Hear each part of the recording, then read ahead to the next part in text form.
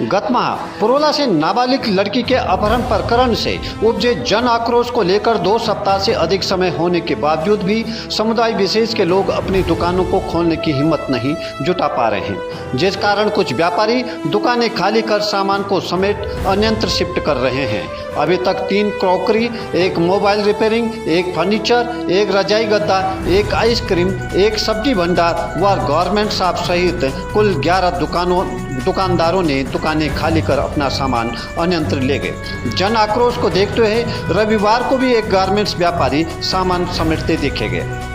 पुरोला में रजाई गद्दा, फर्नीचर, मोबाइल, मैकेनिक, बार्बर व क्रॉकरी आदि का व्यवसाय करने वाले समुदाय विशेष के लगभग 3 दर्जन दुकानदार थे।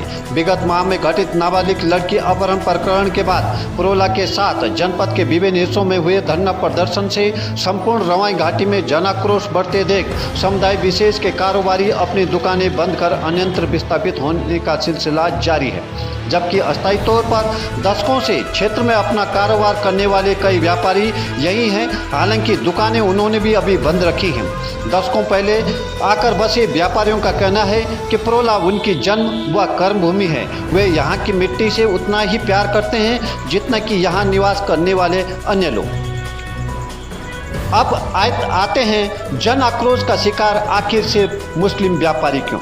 विगत 26 मई को पुरोला में एक नाबालिग लड़की को बहला फुसलाकर भगाने की कोशिश करते 2 युवकों को स्थानीय जनता ने पकड़कर पुलिस के हवाले कर दिया। पुलिस ने त्वरित कार्रवाई करते हुए दोनों युवकों पर मुकदमा दर्ज कर कोर्ट में पेश कर उन्हें जेल भेज दिया। घटना के तीसरे दिन एक जन आक्रोश उमड़ा व तभी से मुस्लिम व्यापारियों के प्रतिष्ठान बंद है। घटना के बाद पुरोला में व्यापार कर रहे लगभग 3 दर्जन मुस्लिम व्यापारियों में से लगभग 1 दर्जन व्यापारी दुकानें खाली कर अन्यत्र चले गए। विदित हो कि अपहरण की कोशिश में संलिप्त 2 अभियुक्तों में से एक मुस्लिम और दूसरा हिंदू समुदाय से संबंधित है। फिर जन आक्रोश सिर्फ मुस्लिम व्यापारियों के खिलाफ क्यों? यह ऐसा प्रश्न है जिसकी तह में जाना अत्यंत आवश्यक है। स्थानीय स्तर पर कुछ मुस्लिम व्यापारियों के यहाँ रोज नित नए चेहरों को देखे जाने पर शंका व्यक्त की जाती रही है।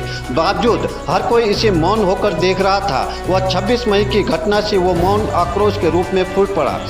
बात अनैतिक कार्यों की हो तो इस कार्य में अतीत में अन्य समुदाय के युवक और युवतियां भी संलिप्त रही हैं। वह इस अनैतिक कार्यों के खिलाफ आवाज़ उठाने वालों को ही फंसाने की कोशिश हुई, जिस कारण अनैतिक कार्यों के खिलाफ कोई भी मुखर नहीं हुआ। व्यापार के लिए हर दृष्टि से मुफीद पुरोला में आज़ादी के बाद से ही व्यापारी आते रहे हैं। वह यहाँ की आबोहवा में बसकर यहीं के हो गए। ऐसे में कुछ मुस्लिम व्यापारियों ने भी यहाँ जमीन खरीदकर अपना आशियाना बनाया। स्थानीय लोगों के साथ मुस्लिम व्यापारियों के सदैव अच्छे संबंध रहे, जिस कारण यहाँ उनका व्यापार फलने फूलने लगा। किंतु 26 मई की घटना ने सब कुछ बर्बाद कर दिया। वह जन आक्रोश का लाभ उठाते हुए स्थानीय नेताओं के साथ बाहरी ताकतों ने राजनीतिक लाभ के निहितार्थ मुस्लिम व्यापारियों को घरों में कैद होने को मजबूर कर दिया। इस बीच किसी अज्ञात संगठन ने देर शाम मुस्लिम व्यापारियों की दुकानों पर चेतावनी भरे पोस्टर चिपकाकर 15 जून तक दुकानें खाली न करने पर अंजाम भुगतने की चेतावनी दी, जिस कारण दर्जन भर मुस्लिम व्यापारियों ने दुकानों को खाली कर दिया। जो व्यापारी बाहर से आए थे उन्होंने तो दुकानें खाली कर दी, पर जो यहाँ दशकों से घर बनाकर निवास कर रहे हैं वो किसी भी कीमत पर यहाँ से जाना नहीं चाहते हैं। उनका कहना है कि जन्मभूमि को त्यागना एक बड़ी त्रासदी है, वह उन्हें ऐसा करने को मजबूर नहीं किया जाना चाहिए।